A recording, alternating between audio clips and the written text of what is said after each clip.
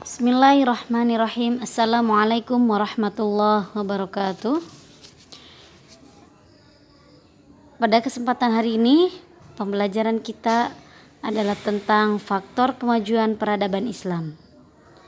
Kejayaan Islam berawal ketika Rasulullah SAW merumuskan konstitusi tertulis negara pertama di dunia di Madinah.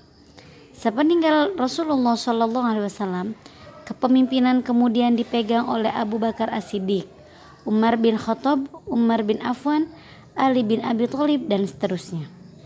Pada masa Khulafaur Rasyidin ini, Islam semakin berkembang pesat.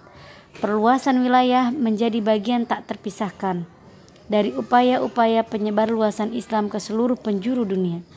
Penaklukan wilayah-wilayah merupakan bagian dari upaya untuk menyebarkan Islam. Akan tetapi, bukan berarti menjajahnya sehingga banyak orang-orang yang kemudian tertarik untuk memeluk Islam.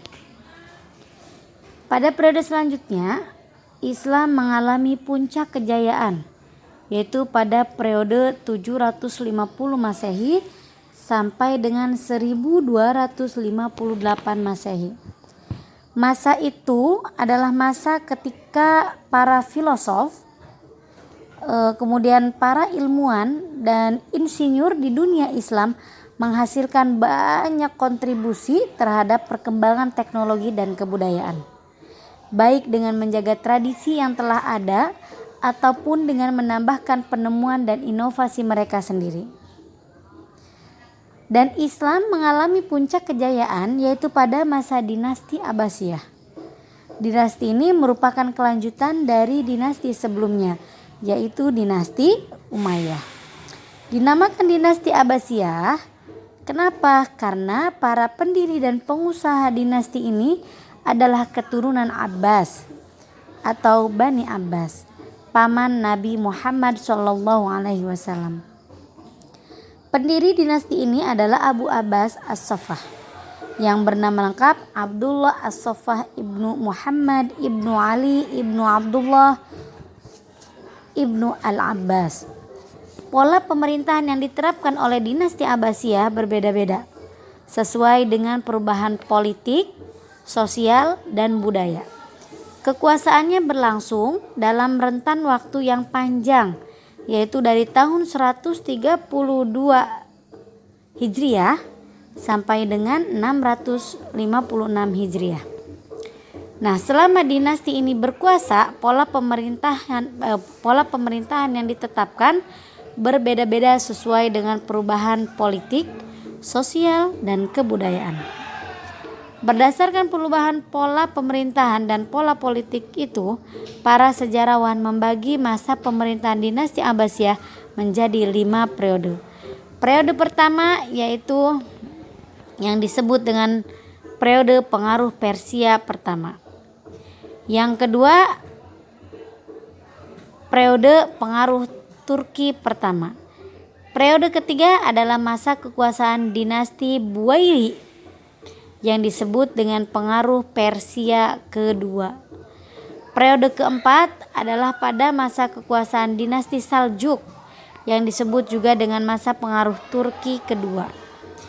Yang kelima adalah pada masa khalifah bebas dari pengaruh dinasti lain, tetapi kekuasaannya hanya efektif di sekitar kota Baghdad. Nah, puncak kejayaan dinasti ini terjadi pada masa Khalifah Harun ar-Rasyid dan putranya Al-Ma'mun serta khalifah-khalifah sesudahnya hingga sampai masa Al-Mutawakkilin. Pada masa Harun ar-Rasyid, kekayaan negara sebagian besar dipengaruhi untuk mendirikan rumah sakit, membiayai pendidikan kedokteran, dan farmasi. Sedangkan pada masa Al-Ma'mun, kekayaan negara digunakan untuk menggaji para penerjemah untuk menerjemahkan buku-buku berbahasa asing ke dalam bahasa Arab, serta mendirikan Baitul Hikmah sebagai pusat penerjemahan dan akademi yang dilengkapi dengan perpustakaan. Di dalamnya diajarkan berbagai cabang ilmu seperti kedokteran, matematika, geografi, dan filsafat. Di samping itu, masjid-masjid juga merupakan sekolah, tempat untuk mempelajari berbagai macam disiplin ilmu dengan berbagai halaqah di dalamnya. Pada waktu itu, kota Baghdad merupakan pusat kebudayaan dan pusat ilmu pengetahuan. Kemajuan ilmu pengetahuan yang sangat pesat pada masa dinasti Abbasiyah ini dipengaruhi oleh beberapa faktor. Yang pertama, faktor politik. Faktor politik ini mempengaruhi perkembangan dan kemajuan peradaban Islam pada dinasti Abbasiyah. Apa saja faktor politiknya? Yang pertama, kepindahan ibu kota ke Baghdad menjadikan pemerintahan dinasti Abbasiyah jauh dari pengaruh Arab Islam, sementara dinasti Umayyah sangat berorientasi kepada Arab Islam. Nah, pada periode pertama dan ketiga dinasti Abbasiyah, pengaruh kebudayaan Persia sangat kuat, dan pada periode kedua serta keempat bangsa Turki sangat dominan dalam politik dan pemerintahan dinasti ini.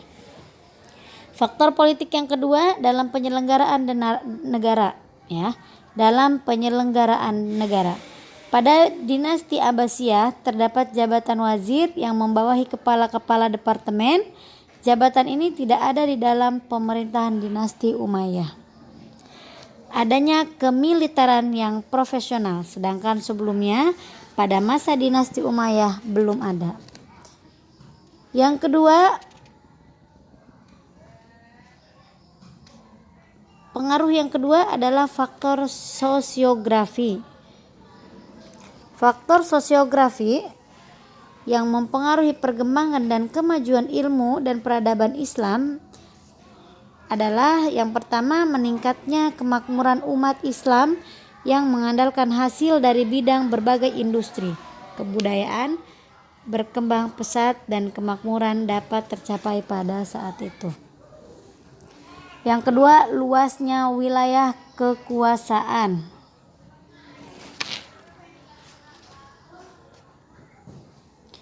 Luasnya wilayah kekuasaan Islam menyebabkan banyak orang Persia dan Romawi yang masuk Islam kemudian menjadi Muslim yang taat, dan terjalinnya perkawinan antara umat Islam dengan mu'alaf yang menghasilkan keturunan yang militan. Selain postur tubuh yang baik, kecerdasan akal dan kecakapan berusaha. Yang terakhir, pribadi beberapa khalifah pada masa itu seperti Al-Mansur, Harun ar-Rasyid, dan Al-Ma'mun yang sangat mencintai ilmu pengetahuan, sehingga kebijaksanaannya banyak ditujukan kepada kemajuan ilmu pengetahuan. Faktor kemajuan peradaban Islam yang terakhir adalah faktor ilmu pengetahuan. Aktivitas ilmiah yang dilakukan oleh kaum muslimin pada saat itu mengantarkan mereka mencapai puncak kemajuan ilmu pengetahuan. Penerjemahan yang dilakukan dengan giat menyebabkan mereka dapat menguasai warisan intelektual dari 3 jenis kebudayaan, yaitu Yunani, Persia, dan India, yang pada akhirnya kaum muslimin mampu membangun kebudayaan ilmu, baik ilmu agama maupun filsafat dan sains. Ada beberapa hal yang sangat berpengaruh pada pendidikan dinasti Abbasiyah. Yang pertama, adanya maktab dan masjid sebagai lembaga pendidikan terendah, tempat anak-anak mengenal dasar-dasar bacaan, hitungan, dan tulisan, serta tempat para remaja belajar dasar-dasar ilmu agama, seperti tafsir, hadis, fikih, dan bahasa. Yang kedua, tingkat pendalaman, di mana para pelajar yang ingin memperdalam ilmunya pergi keluar daerah menuntut ilmu kepada seseorang atau beberapa orang ahli dalam bidangnya masing-masing. Yang ketiga, terjadinya asimilasi antara bangsa Arab dengan bangsa-bangsa lain yang lebih dahulu mengalami perkembangan dalam bidang ilmu pengetahuan. Pada masa pemerintahan dinasti Abbasiyah, bangsa-bangsa dari luar Arab banyak yang masuk Islam. Asimilasi berlangsung secara efektif dan bernilai guna karena bangsa-bangsa itu memberi saham tertentu dalam perkembangan ilmu pengetahuan dalam Islam. Pengaruh Persia sebagaimana sudah disebutkan sangat kuat di bidang pemerintahan. Di samping itu, bangsa Persia bangsa berjasa dalam perkembangan ilmu, filsafat, dan sastra. Pengaruh India terlihat dalam bidang kedokteran, ilmu matematika, dan astronomi. Sedangkan pengaruh Yunani masuk melalui terjemahan dalam banyak bidang ilmu, terutama filsafat.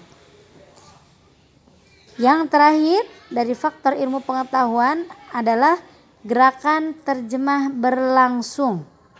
Gerakan terjemahan berlangsung dalam 3 fase. Fase pertama pada masa Khalifah Al-Mansur hingga Harun Ar-Rasyid. Pada fase ini yang banyak diterjemahkan adalah karya-karya dalam bidang astronomi dan mantik. Fase kedua berlangsung mulai Khalifah Al-Ma'mun hingga tahun 300 Hijriah. Buku-buku yang banyak diterjemahkan adalah dalam bidang filsafat dan kedokteran. Fase ketiga berlangsung setelah tahun 300 Hijriah, terutama setelah adanya pembuatan kertas. Bidang-bidang ilmu yang diterjemahkan semakin meluas. Para penerjemah yang terkenal pada masa itu antara lain adalah Hunain ibnu Ishaq, Ishaq ibnu Hunain, Sabit bin Qura, Kusta bin Luqa, Abu Bismata ibnu Yunus. Semua penerjemah tersebut beragama Islam kecuali Sabit ibnu Qura.